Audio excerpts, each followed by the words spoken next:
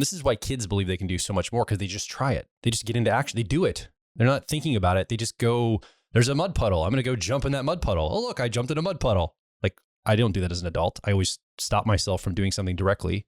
Clearly, I don't want to get wet, but yes. Yep. Point taken. Yeah. Well, and actually, that's a good segue to the second part of the mastery experiences, which is teaching yourself how to learn from failure. So I hate the word failure. Right. And a lot of people do. I like to replace it with calibration. Yeah. Learning from calibration rather than a failure. But that might be a bypass. Well, because failure is not like jumping in the mud puddle isn't a failure. It's I got information. Now I can calibrate to not jump in the mud puddle. Yes, I didn't fail something. Getting messy is not a failure. It's just something that happened. If your desire was to jump over the mud puddle. Okay. Fair enough. If I'm yes, fair enough. Hey, welcome back to the Personality Hacker Podcast. My name is Joel Mark Witt. And I'm Antonia Dodge. So if you've ever been part of one of our advanced programs, one of our mentorships or our profiler training or our personality life path mentorship or anything like this, maybe even here on the podcast, I've said it. I have this phrase that I say, it's not original, I forget where I got it, but true learning equals behavior change. Anytime we learn something, we're going to change our actions in our lives. This is one of the things I have a challenge with online is so many people debate and talk about personality type. They talk about type theory. They talk about Jungian cognitive functions. They talk about attachment styles. They talk about Enneagram, and they're not doing a lot.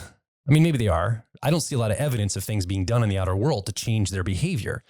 And I'm realizing we think in terms of like theory and understanding and learning, and then we think of output or behavior, but really there's a step before that. There's a step between those two elements. And that's what we want to talk about today on the episode, on this show, on the podcast, this idea of efficacy. So there's the thing that I'm learning or I'm understanding about myself or the world, and then there's the thing I'm going to do. But before I can do it, I have to believe I can do it. I have to have a faith that I have the capacity to make this behavior change. So I could learn all about, I have ENFP preferences in the Myers-Briggs system. I could learn all about ENFPs. I could study and learn all the theory. I could know all the cognitive functions. I could go deeper into the shadow functions.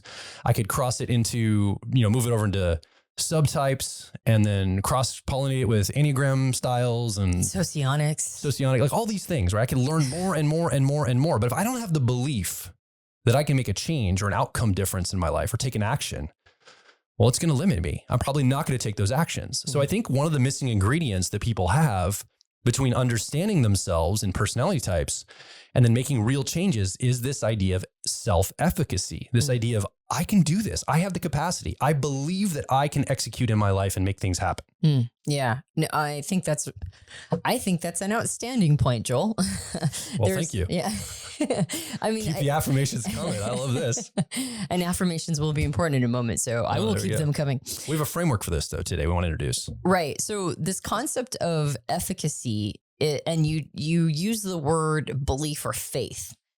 The concept of efficacy is a belief, and self-efficacy is a belief that I can make things happen. Yeah. I can produce a desired result. Like if I pour myself into it, I believe that I'll get to the other side. And it does take a little bit of faith. It does take some belief that I'll be able to get to the other side, especially if I've taken on a big challenge or if life is throwing me a big challenge. Right now, I'm dealing with a lack of self-efficacy. We're in a situation, it's a pretty big challenge. We've had a challenging year that was preceded by another challenging year that was preceded by another one, and so on. I don't remember the last time we didn't have a challenging year. I'm sure we're not alone.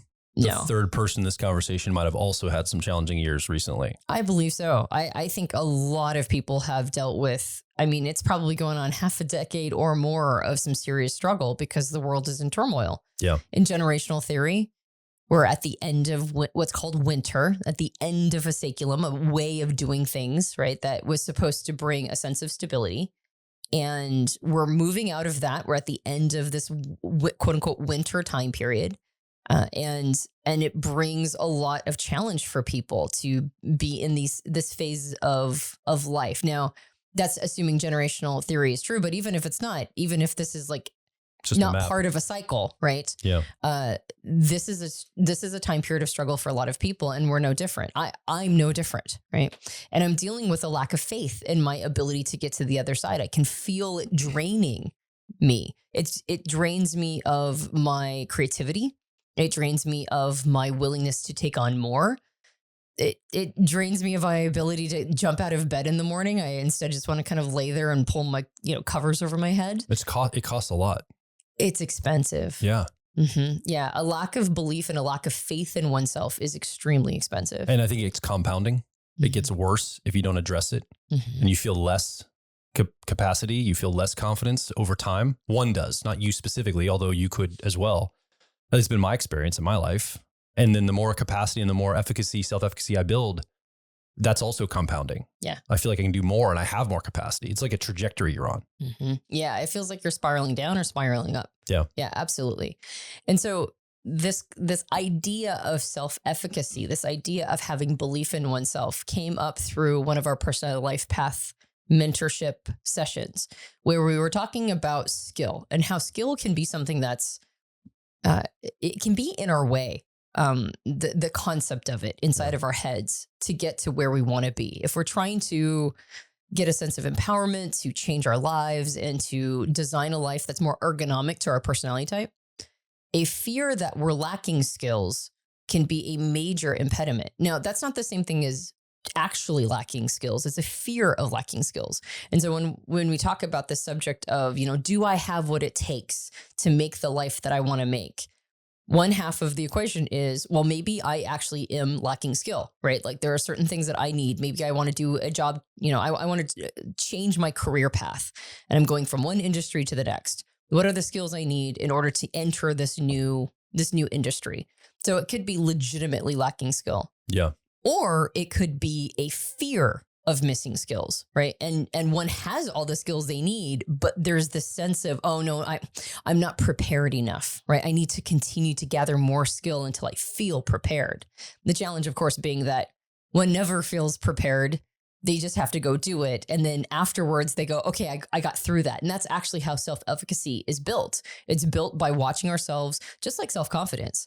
It's built by watching ourselves overcome obstacles, watching ourselves do things proficiently, observing that we either had the skill the whole time or we built the skill while we were doing it enough to get to the other side. And then we prove to ourselves, we have proof. It's a proof of concept situation. We have to have proof of concept that the belief in ourselves that we had that we could get to the other side had merit to it. Yeah. Right? But it is to some extent an act of faith. Yeah. So I think today what we want to do, if you're listening or watching right now, just give you a simple framework to look at the self-efficacy that you have in your life, maybe some strategies to get more of it, and be able to actually make those behavior changes, take those actions, create in your world what you want to create in your life, no matter what your personality type is. And I think different types will resonate with different aspects of this 4-part kind of framework that we're going to share today. Right. I do want to make a comment that the lack of it the lack of it is universal. Yeah. And the advantage of it is equally universal, meaning that almost everybody, and I'm using hedgy words like almost, but 100% of people lack faith in themselves around something. Yeah. And that's just based on personality type concepts as well, right? Like aspects of my life that call upon my preferred functions for, my ENTP type preferences. If it's asking for extroverted intuition, exploration, or introverted thinking accuracy, I'm on the case. And if you're saying to yourself, that's not true, Antonia, I don't care about XYZ, not caring about it can also be like a bypass to it, or saying, oh, that's not, like you can cover over the fact that you don't feel confident around something by saying, well, that's not important. Oh yeah. You can dismiss it and say, well, it's not important, because you don't feel self-efficacy around it. Oh yeah, for sure. That's one of the biggest ways that that's a smuggle. You mean if a person's like, well, I don't lack self-efficacy. Yeah. It's like, well, you might just be avoiding everything that reminds you that you're unskilled. Or marginalize or dismiss something that you actually do need to build it in, but you just don't think it's important. And yet when life throws us something that requires us to pull on those less preferred functions, if we have not already looked that demon in the face, yeah, it gets pretty undermining pretty quick. Like when the world requires, just at my non-preferred functions of extroverted feeling, harmony, or introverted sensing memory, anytime the world asks that of me, I've gotten a little better at rising to the challenge because I'm older, I'm a little wiser, I've done a little bit more work around, integrating those parts of my personality. But then if you start dipping into things like, say, shadow functions, something calls introverted feeling or authenticity up inside me. And I'm like, okay, I'm a sitting duck. I don't know what to do here. Right. Yeah. Or extroverted sensing sensation. These are things that I have just struggled with my whole life. And I'm probably going to keep struggling. And that's just how it is. So if we have a sober mindedness about ourselves and we recognize the areas of life that we tend to avoid, or delegate or just pretend that those things aren't important, we're probably talking about things where we lack faith in ourselves. We lack faith in our efficacy, our capacity to get to the other side. So 100% of people deal with this because we all have uncertainty somewhere. But the advantage to it is also universal. If we have a sense of faith in ourselves, we're going to take on bigger challenges and high risk, high reward, right? We're going to take on more. We're going to give ourselves permission to, say, break away from the status quo or question things that might have been unhealthy for us, but were patterns set in front of us. It's going to impact our health because we're going to believe that we can, say, have a healthy body or get to the gym on a regular basis or eat the right foods. It can help us deal with chronic issues, right? Chronic pain, or maybe things where a person this is an area that no amount of self-care will overcome. So you just have to believe that you can overcome them on your own merit, right? Yeah. And so there's the spirit will help overcome them if you have chronic conditions. So this is about, it's not just going like, oh, I can do it, so I'm going to go for it. It's a general attitude we bring to the world that I can rely on my own. I can rely on myself. I can rely on my own merit. I've got it what it takes. And this is different than, I would say, maybe more shallow self-talk. Yeah. Which is, like, I'm a boss, or I can do that thing, and like, get out of my way. Like all that kind of machismo that maybe we tend to try to lift our wings on, right? Like all that hot air that we hope will give us elevation ends up being just hot air, right?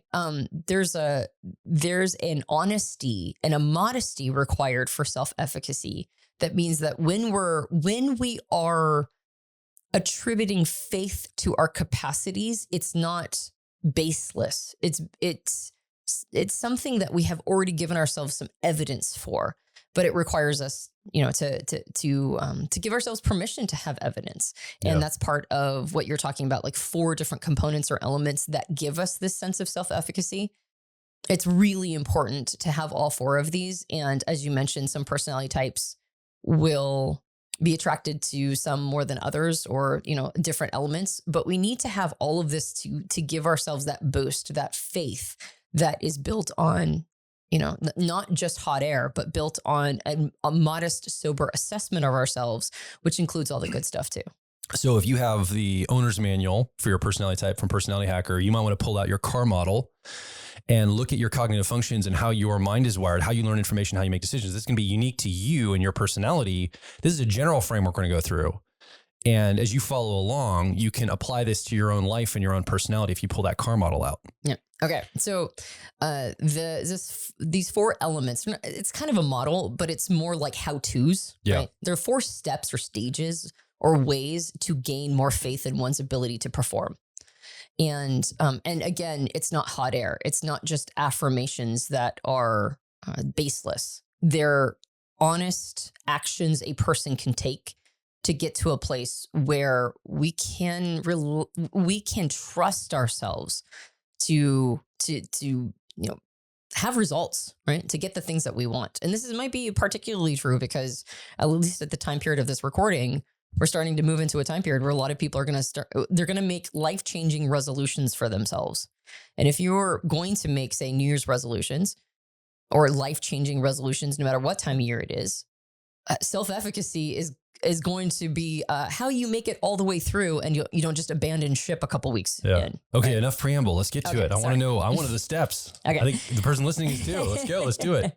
You're right. A lot of setup. Let's get right into it. Stop selling. All right. So this model comes from, or these stages come from, psychologist Albert Bandura, who said that the 4 sources of self-efficacy are 1, mastery experiences, 2, vicarious experiences, 3, verbal persuasion, and 4, emotional and physiological states.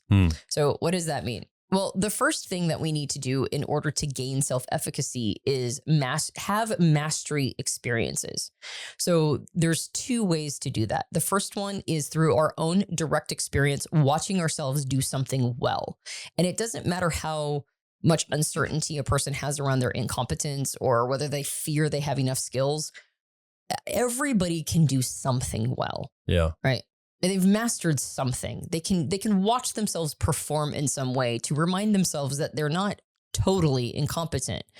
And we might undervalue those things because they're natural talents. We might think, oh, anybody can do this, but not everybody can, right? That's one of the beauties of personality type is it teaches us to stop overvaluing our experience. It teaches us to start looking at the things that we do well as something that maybe is a unique thing that I bring to the world, not something that is just how things are done. Yeah. And as you're talking, I'm immediately, as I look over this list, I'm going to use my intuition to pattern the energies of the cognitive functions against this. And right there, it feels very sensation or extroverted sensing. You know, the preferred function for SPs in the Myers-Briggs system.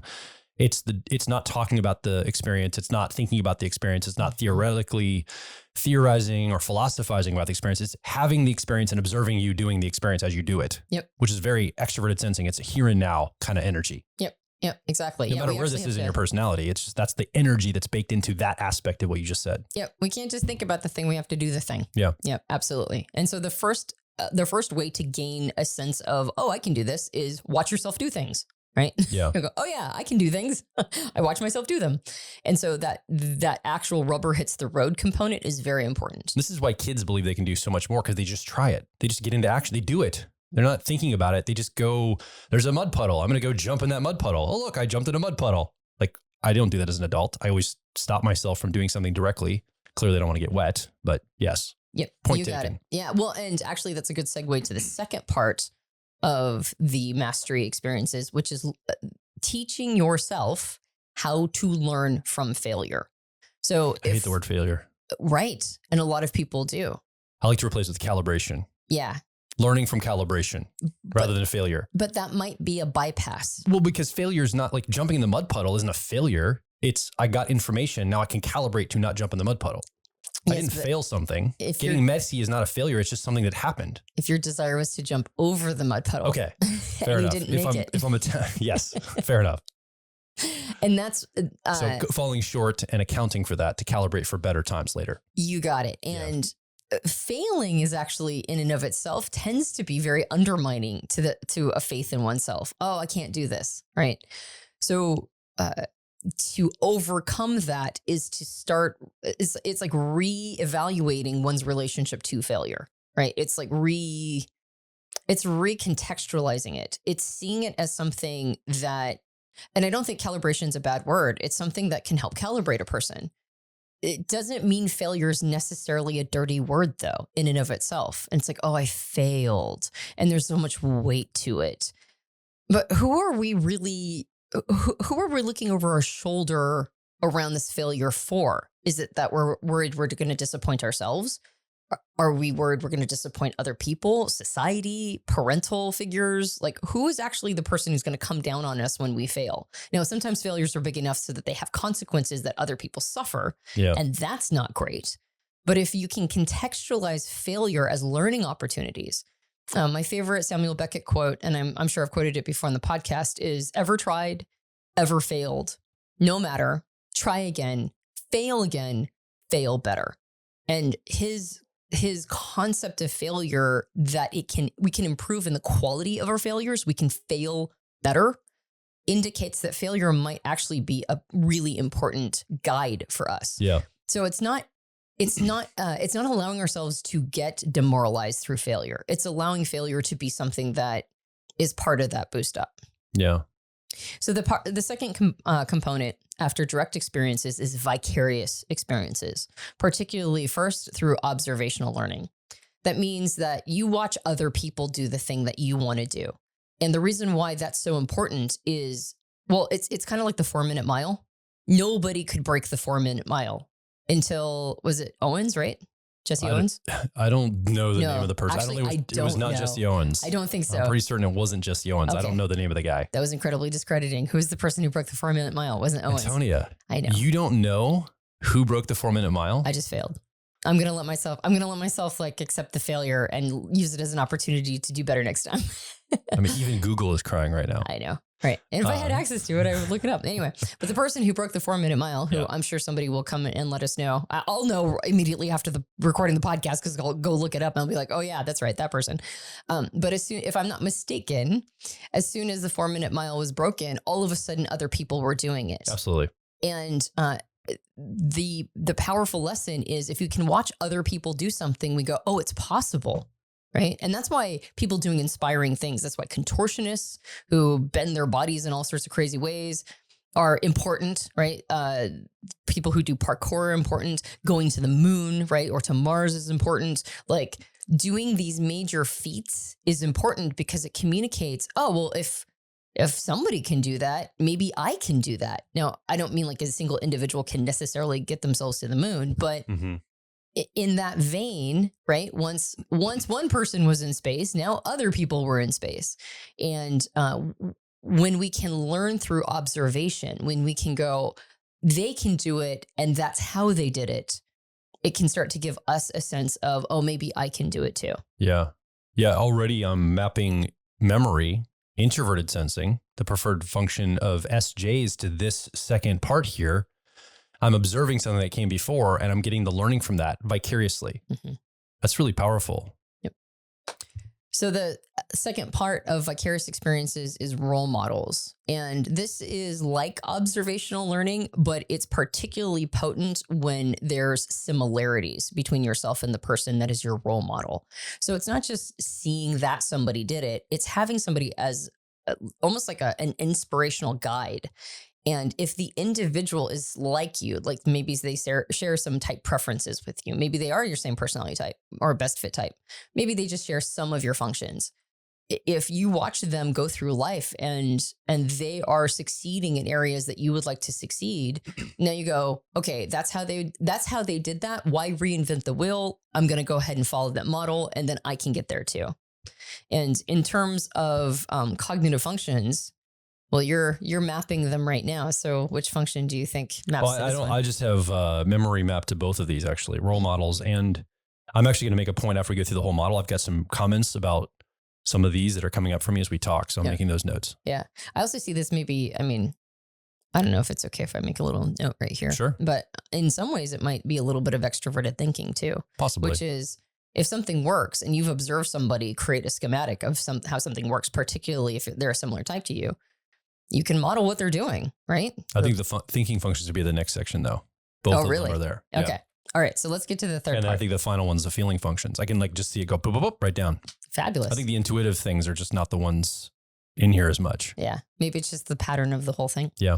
So well, it's about direct action. Right. It's about feeling like I can take direct action. What does intuition have to do with that? Right. Right. I mean, I'm half kidding, but intuition is kind of the opposite of that. It's going the abstraction of things, not getting down to tangibles. So if we're talking about efficacy, it would make sense that intuition is not a lot of part of it. Like it's not part of the entire framework, except to think about the stuff in a meta way. And perhaps reframing, like learning from failure might be some intuitive reframing. Yeah. Yeah. Okay. So the third component to creating self-efficacy is verbal persuasion. And this is feedback and encouragement. All right. So it's like, I think it's instruction and feedback is really what we're talking about, right? Yeah. And it's getting, it's like other people recognizing that you're trying, right? And giving encouragement. They're like watching you try to, they're watching you attempt this thing. And even if you're currently in the failure zone, right, where you're trying to, figure out the ways to do it, not the ways not to do it, having somebody observe it, have your back, give you some high quality feedback, like that's all really important, but it has to be honest. And I think that's, when I talked about trying to float on hot air, the reason why that is never sustainable is we're trying to have faith here that something can happen. And if we know that a part of it is just, it's fluff, right? It's bluster. It's going to be hard to have real faith in that, right? It's going to be hard to have a belief in something that we're already questioning. And even if we want to believe it's true, what was the recent conversation you and I had that we relax around truth and honesty? Yeah. Right. And truth and honesty like eventually wins out. It just does. Right. Like you have a lot of years of not, of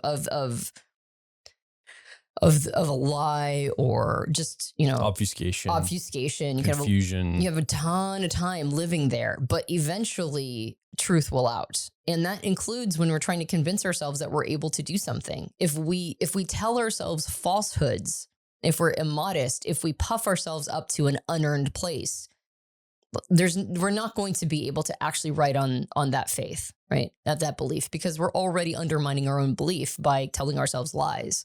So getting feedback from people who we know won't lie to us, who will be honest with us in our performance. That's a big piece of the encouragement. Like we need to know when somebody goes, yeah, you're not doing it right. Yeah. We need to be able to hold that information. So then when they go, okay, now you nailed it, we can believe them, right? Yeah. Because we're following, we're sniffing the trail of truth. And this to me maps to accuracy, introverted thinking, preferred function of all the TPs in the Myers-Briggs system. This idea of feedback, getting the truth, getting calibration. Yeah. Again, I'm overgeneralizing and I'm over patterning these things. Clearly this can come from all different energies, but it feels like that's the energy of the tool that they'll be used in this portion of this section. Yeah. Yeah. Okay. And then the second part of verbal persuasion is mentoring. Coaches and or coaching and mentoring. Extroverted thinking effectiveness. Direct coaching to get the thing done. Step 1, step 2, step 3. Here's how you do it. Yep. Right here. Yeah. Effective guidance. Yep. Basically. And reassurance that it can be done. Right. And here's a map. Right. Or here's how to do it. And that's also very important. And this is the preferred function of all TJs in the Myers-Briggs system. And you can already see people clustering around this, like people that use accuracy or introverted thinking tend to be about feedback and calibration and verbal sparring, right? Yeah. To refine. Even encouragement, actually. And encouragement sometimes, yeah. And then extroverted thinking or effectiveness, TJs in the Myers-Briggs system. This is about coaching, mentoring, step by step. Let's get it done. Let's execute on this. Like you can already see people, like if you're one of these personality types, you probably gravitate toward one or the other of these when you're in this category of verbal persuasion. Yeah. Okay. So the fourth component of self-efficacy, or a source of it, is emotional and physiological states. So it's an ability to interpret states well, meaning that when we're in a bad space, right, we're already lacking resource, or we have high tension or stress or whatever the situation. Yeah. It's really easy for us to grab that baggage and bring it into the current struggle that we're dealing with. And if you're going through a time period of challenge, you're probably already dealing with a lot of baggage, because what we normally can handle in a time period of resource, which is not that big of a deal, to pull some of our real estate, right? Emotional and psychological real estate, but we have it to give, so it's not that big of a deal. When our time period lacking resource, every little thing feels like a big deal. Yeah. And so sometimes we undermine our faith in ourselves just because we're feeling like crap, right? We're just not feeling good. We're stressed. There's other things going on, maybe old traumas, maybe old baggage, and it just undermines and robs our ability to go, I can get through this situation, because it doesn't feel like you can get through anything. Everything feels bigger. So the ability to accurately identify a state, to go, maybe I'm just not feeling good. Yeah. Right. You can even go back to that whole HALTS thing, right? Hungry, angry, lonely, tired, stressed, right? It might be a completely unrelated,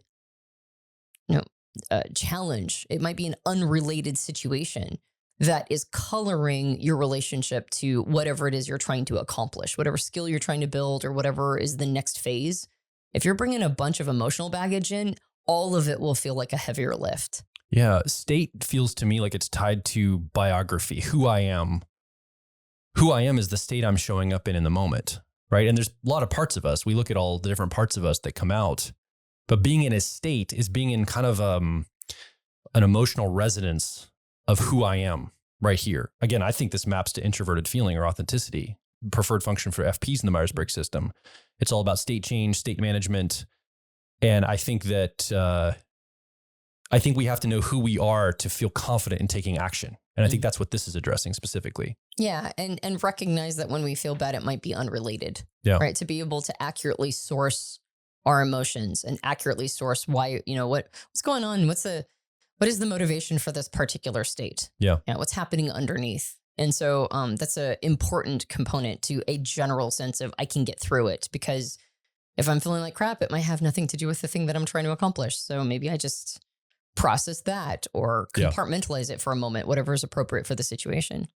And then finally is our mind-body connection. So stress management, being able to, have relaxation training or calming our soma down and being able to, okay, it's going to be all right. Just kind of tension release, having a more control over our body's responses to things through training it.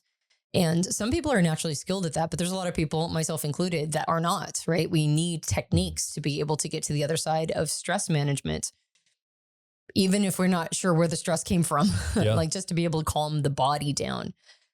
Not being able to calm our stress responses to things will make us feel like we can't handle anything. I can't handle it because if I step into that situation, I'll get overwhelmed, right? I'll have like maybe even like a panic attack or something to that effect. Yeah. So being able to work through one's body and have that body-mind connection in a good enough relationship to have our minds help control our bodily responses.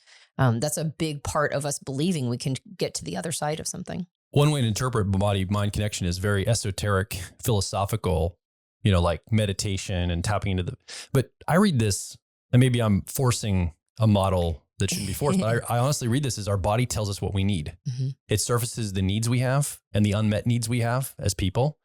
So I think this maps to extroverted feeling or harmony. I think it's the FJs prefer this as the function. And I think this would be obvious to somebody that uses those preferences, because they'd say, well, the reason you're hungry is because you haven't eaten. The reason why you feel sluggish, you didn't get enough sleep. You have needs going unmet. That's why your body's not helping you out right now. You could take it more the abstract route with meditation and really training your body and all these, I can sit on a mountain and meditate and be super peaceful in the midst of anything. But I just think it's more practical than that. Because we're talking about self-efficacy to have action. Yeah. So let's move it out of the realm of theory and bring it right to harmony. What needs are going unmet? I have them met. Now I believe I can act. Yep. And so I think I really do think all these map to certain functions. And I think if you're listening along to this, I think you're going to start to see, oh yeah, I probably gravitate more toward that. Like I'm more interested in the mind body because maybe I'm an FJ in the Myers-Briggs system, or well, I really am all about the state I'm in, or I'm about teaching or calibrating or whatever it is for you as we walk down to this model. I have more things to say too. I want to unpack on this. Okay. So I want to make sure I don't hijack on your run here where you're going. No, I'm complete. I talked about the 4 different ways to get to a feeling of self-efficacy. So if we tune back to these, I want to unpack some of the takeaways from this, maybe some actions and some things somebody could, listening right now, go and apply in their life. I think, I don't want to go through these too detailed and like make a one-to-one map of like cognitive functions or personality types to each of these categories. And I just casually was throwing some things out through this. But let's see if we can draw some action from the pattern that I just did here. So for example, mastery of experience, the direct experience or learning from failure. Again, I think this is in the realm of extroverted sensing or sensation. I think getting into direct action, it's not making a to-do list and go getting things done. Like that's like extroverted thinking or effectiveness. It's, oh, I see that mud puddle. I'm going to go jump in it. Oh, I got wet. Okay, well, I'll jump over the mud puddle. Oh, I hit the edge of it. I still got wet. Okay, I'll jump even further over the mud puddle. Okay, I'm dry now. Like it's like going and just doing the thing and then seeing what happens and then learning from the thing that happened. Yeah. You call it a failure. I like to call it calibration. Either way, I think that's what the lesson from this part of the first part of this 4 parts teaches me. And I think you listening would get a lot of benefit from that too. Well, and I think it's, like you said, you don't want to get too theoretical and make a one-to-one correlation. It's not like which of these phases is associated with which function. But I don't think it's inappropriate to encourage people to do more extroverted sensing or sensation. Yeah, no matter your type. No matter your type, to get into direct experience. We've coached people who have ESP preferences who are throttled, right? They don't let themselves go have as many experiences as they would like to. Because I think we live in a culture that actively discourages us from taking those leaps. Like it tells us not to do that because, well, what if we fail, right? And so we get this paranoia about failure, which I think is why reframing our relationship to failure is so important, which is a little bit of introverted intuition or perspectives, right? Reframing our relationship to something. Yeah. But it's not so theoretical. It's not just reframing your relationship to failure to do nothing with it. It's to embolden one to give oneself permission to take more direct action. Yeah. And the faster we get into action, the faster we fail, the faster we get to a place where we watch ourselves overcome the failure. And now we're in a place of self-efficacy. Yeah. And I think what do kids do? They make it playful. Mm-hmm. That's how they're able to get into such direct action, is the stakes are not as high as we adults make them. Mm-hmm. So we have these incredible stakes. They're so high. We put so much pressure on everything. It's got to be this ultimate thing. Kids don't think that way. The reason they're able to take direct actions is I'm going to go jump in that mud puddle and see what happens, right? They're just figuring out their world. They're playing and they're testing things all the time. So it's almost like a spirit of testing the world, testing action. Oh, okay. I did that thing. I bet I could feel self-efficacy for something very similarly related. I carved that wooden block. I bet I could build something out of metal. Like, this can also translate to other areas. I think we could build self-efficacy by doing one thing and then shift it to something else, also kind of reframing in a way. Mm-hmm. Yeah. And I like the idea of adding a sense of playfulness. Yes. An extroverted sensing or sensation is the function of max aliveness. Yeah. So part of it is also giving ourselves permission to feel alive. Yeah. And aliveness can come through both success and failure, right? We're having a human experience. We are alive. This is the thing that's happening. Yeah. And not feeling this compulsion to judge every moment, to go, oh, I passed or I failed, or that was good or bad, or what was my impact? It's like, sometimes you're just doing stuff and that's okay too. Yeah. So I think direct action can be playful. In our physical environment, I think it's really important. It can teach us a lot. The vicarious experiences, I mentioned earlier, I think that's mapped to introverted sensing or memory. That's the preferred function for SJs in the Myers-Briggs system. But, I even have that function as part of my ENFP personality. So it shows up in a lot of different personality types. And we all have to engage with our memories and our past and who we've become over time. So it's not just the purview of SJs or NPs. Like, all of us have to do this. It's an energy in the world. We talk about that like in our Life Path program. I think the key learning here, observing, learning, and role models. Who are your role models? How good are the people you're watching and following?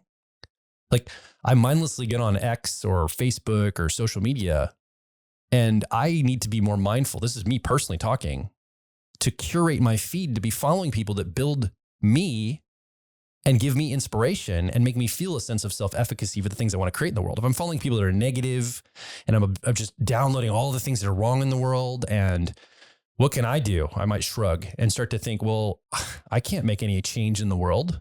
Those people told me there's no hope. Like, they keep saying that everything's wrong and bad. I've been watching some new stuff and I kind of feel that way. And then I tuned the other day to these two kids or men in their 20s. They're just younger than me. These two gentlemen in their 20s were talking about building the future. And I think I mentioned on the last podcast, and this idea of something hopeful going forward. Like, yeah, I need to be tuned more to those kinds of things, following better role models, listening to people's experience that have been through something that they found joy and happiness and success on the other end. Yeah. Like, that's the thing I should be tuned to. So I'd ask you to reflect right now, if you're listening along, like, are you following the people that will give you that sense of self-efficacy for the actions you want to take? That's really important. Yeah. Well, and I understand why you want to highlight the sensing components of these pieces, because it is action, it is groundedness, it is doing things. Yeah. That's the only way to get to a place where you believe you can overcome things, is by actually doing it, actually overcoming things. Yeah. But I do think that there's a little bit of extroverted intuition in here as well, which is seeing what's possible. Yeah. Right. Part of it is faith. It's optimism. It's an idea that, well, if they can do it, I can do it. Right. And observing what's possible in other people. So I think choosing role models are so important, because they're going to be influencing how inspired you are. Right. And like you said, if you're being inspired, right, like, I think inspired means like to basically breathe life into something, right? Have breath or pneuma. Who is providing the breath that's going through you, right? Who is inspiring you? And if it's toxic, if it's a spiral downward, if it's making you feel a sense of despair, right? People can breathe life into toxic things, right? Yeah. And they can make you feel like there's really no reason to do anything, right? Like you just mentioned. So I think there's a little bit of what's possible. We need to make sure that the people we're following are showing positive examples of what's possible. Yeah. So I think those two, the mastery of experience and vicarious experiences, they do feel, like you said, there's some intuition in there. They do feel very sensory. The moment we move into verbal persuasion and emotional physiological states, like personally, I'm like, okay, now we're getting more esoteric. Now we're getting a little bit more abstract from like taking action and making something happen. Now, we're not talking about the actions. We're talking about the thing that happens before the action, which is the belief I have the capacity to do something. Well, and it also feels like it might be, as opposed to just directly tackling something, it might be like the resources we need to keep the flywheel spinning. Yes. Right? Yeah. And so this idea of verbal persuasion, feedback encouragement, or coaching and mentoring, again, feedback encouragement I see is the purview of accuracy. Introverted thinking. You have this as a preferred function, Antonia. Your entire career is built around giving people verbal feedback on their lives. Your coaching practice, our courses, like our personal life path coaching, like our mentorship, we do mostly verbal calibration feedback. We help people on their beliefs. I do a lot of emotional work with people too on the introverted feeling side. But for introverted thinking, I think it is a lot about helping people. It's like these little small belief shifts in the mindset. It's very nuanced sometimes. It's almost like surgery, thought surgery, if you will. And so I think the learning in that specific one is find people that can really land the plane on that. Because I think we look to people who we think can help us and give us some feedback and calibration. Sometimes the people we seek out are theoretically giving us calibration and feedback. They haven't actually walked it. It's just, a theory. Right. And they haven't really done something, and they're giving us advice that they themselves have never executed on. So be very mindful who you're listening to. Who are your feedback loops? Who's in your ear? Yeah. Who's in your ear all the time? Is it somebody that actually knows what they're talking about that you can listen to, that can truly calibrate you? Well, and I think this is important right now too, regardless of what functions it's attached to, because coaching is becoming a really big industry. Yes. And everybody wants to be a coach. And it's surprising how many people want to go into coaching around things that they've not done them, like you just mentioned, not done themselves. It's kind of like we had one person one time say, I want to coach coaches. And it's like, well, have you ever done coaching? Not yet, but I'm going to coach coaches. And it's like, but you haven't coached yet. So how do you know what a coach needs? And I don't think it's uncommon for people to enter, like a coaching frame thinking that the theory and the models are enough. You really have to walk through something. You have to know what it feels like to have done that thing in order to give high quality advice around it. So being careful with the coach that you're choosing, making sure that they have either walked that path or done something that's close enough to it to be able to give you, it's like transferable advice, I think is important. Well, and I just think we go to people like, what do you think about this? Casually sometimes. So when we talk about coaches, we're not even just talking about professional coaches. It's like, well, my friend is the resource I have to ask.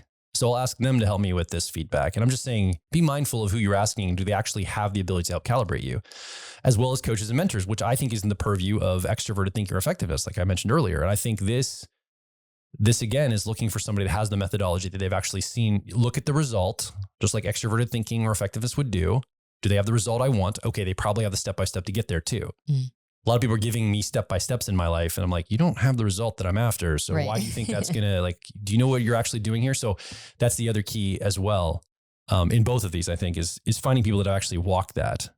And again, it's like you said, it's like building the resource for the action. It's like getting that self-efficacy pulled up. And then the emotional and physiological states, interpretation of state, I think maps to introverted feeling or authenticity. And I think the mind-body connection, you could make it map to sensing and intuition or anything else, right? But I take it as my body tells me my needs. Right. And I don't believe, if I'm not getting enough sleep at night and I'm waking up tired all day, why can't I feel confident in the thing I'm trying to do and the action I want to take? Well, because I'm tired all the time.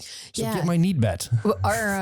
Your son Gunnar, my stepson Gunnar, he's like 17. And, when you're 17, you're moody. So there's nothing new about moodiness, but there was a night where he got like a full night's sleep, like actually slept the whole night like he was supposed to. For the first time in a long time. For the first time in a while. And my goodness, was he in a great mood the next day. And so I don't think you're wrong. I think that component of understanding that our emotions may be unrelated to the current challenge, but we're bringing it in. It's like baggage we're bringing into the situation can be very demoralizing. I'm really demoralized about my ability to build skill in this thing. And it's like, well, why? And it's like, well, because I've got all this relationship nonsense over here, or I'm not sleeping well, like we just mentioned, or I've got a bunch of things that are unrelated that are just generally bringing me down.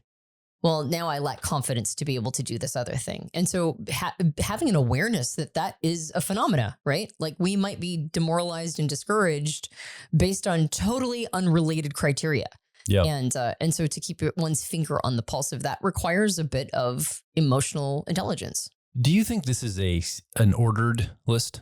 Mm-mm. Or do you think it's a lateral list? It's just these are categories. Yeah. It's not like you do one before the other in a sequence. Well, and I also wonder if they all are necessary. Like you basically have to have all of them working in order to rest into one sense of one's belief in oneself. Like the idea that, I mean, I guess we can feel confident in the areas that we're already naturally talented in, regardless of this list.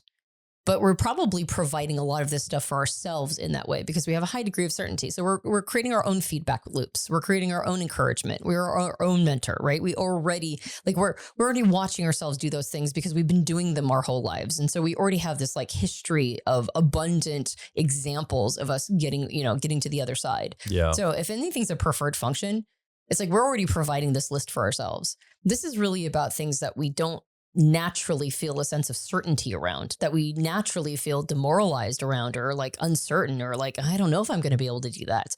These are to buoy those aspects up, to go, well, maybe you need help, right? Maybe it's outside of your capacity to do it all on your own, like you're used to doing with your preferred functions or areas of life that draw on your preferred functions. And so if the fact that you have weaknesses, if the fact that you have a sense of uncertainty in every area of your life is undermining your self-confidence in totality, well, then this is a list of things that will bring that holistic feeling about the self back up. So the good news is there's probably many things in your life, if you're listening right now, that you believe you have the capacity to execute on or make action steps for, and then you can actually do that. Right. Like there's probably things you have to do all the time. Maybe it's your job, maybe it's your school. And I think I've got many of them. You have many of them, Antonia. So what the actual challenge today is to look at your life and think, okay, where's a gap? What's one of the gaps I have where I don't believe I have the capacity for X action or XYZ behavior change? Like what is the thing that I want? How do I want to be? What is the learning that I have that I want to create behavior change around, but I just don't have that belief? And then maybe look and see, where is the deficiency off this list? Like maybe I would probably say that we also cluster. I would think like I would run towards state change and the interpretation of my state. I'm an introverted feeling authenticity user.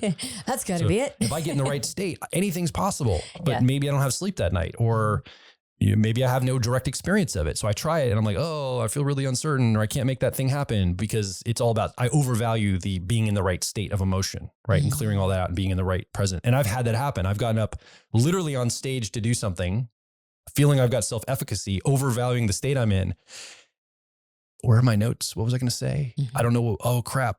My mind's blank. I'm in the right state, but it's still not working. I don't have that kind of thing. So you also might be overvaluing one of these areas, and then you have a gap in some of these areas in order to feel confident for the action. So I think that's the thing I would attune you to is if you have one of our owner's manuals, looking at your car model, seeing your cognitive functions, your learning and decision-making functions. So we mentioned a lot of functions here. So you're going to see how those map to your personality from your car model. And then being able to identify, okay, I see where I'm really overvaluing this one, or I've got this missing in order to feel confident to take the action I want to make the change for in my life. Yeah. Yeah. I think for me, it's role models. I always struggle to find role models. I just don't think I naturally think in terms of being inspired by other people. And so when I find a really good role model, I kind of feel like I'm invincible, because I'm like, well, I found somebody who can teach me how to think about this thing. And so, and whereas I probably overvalue feedback and encouragement, which I think is both introverted thinking and extroverted feeling, but we can talk about that later. Yeah, it's always something we get back later. But that said, I think your instinct to encourage the listener to not just see this in terms of theory, but in terms of action taking, we are taking less and less action in our lives all the time. I think we are discouraged and throttled from action taking. I think that society has done a very good job of communicating to us that if we do something wrong, we'll never be forgiven for it. You know, we'll go on our permanent record, so to speak, right, in some form.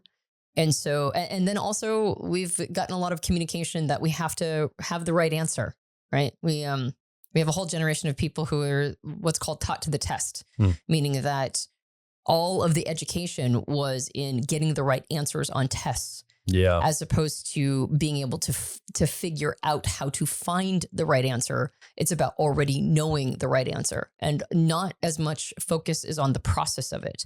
So this is there's a process to self-belief. There's a process to self-confidence. It's not just something that we either have or don't have. There's an entire formula to it. And this is part of that formula. We did a whole series of podcasts on what I call the selves: self-trust, self-confidence, self-esteem, self-worth, all of those things. And when we went through all of those podcasts, or we created those podcasts, to me, it became very clear to me that there is a formula to belief in oneself, right? It's not a spider bite. We don't, it's like Spider-Man got bit by a spider and he had superpowers. We don't get bit by a self-confidence spider. We don't get bit by a self-efficacy spider. It's not binary. It's not on or off. It is a process. And if we can get ourselves through the process and we can convince ourselves to take the plunge, do the thing, fail, reevaluate what failure means to us, get mentors, watch other people do it, make sure that we're in a good space, right? Make sure we have our finger on the pulse of our emotions. Let's get our needs met. Let's make sure that we have encouragement. We're not supposed to do it alone. We're supposed to do it together. If we have all of these factors in the system running, all these nodes are in place, then self-efficacy, a belief in oneself, becomes the inevitable emergent of the system running. So I think that's really the final call, or the final sort of statement that I would make is it doesn't happen by accident, right? If we want greater belief in ourselves to overcome challenges in our lives, this is the formula of how to make it happen. Yeah. So what do you think? You've been listening along. You're the third person in this conversation. You have not had a microphone yet, but you can come over to personalityhacker.com directly below this episode, leave a comment, ask a question, more importantly, share your story.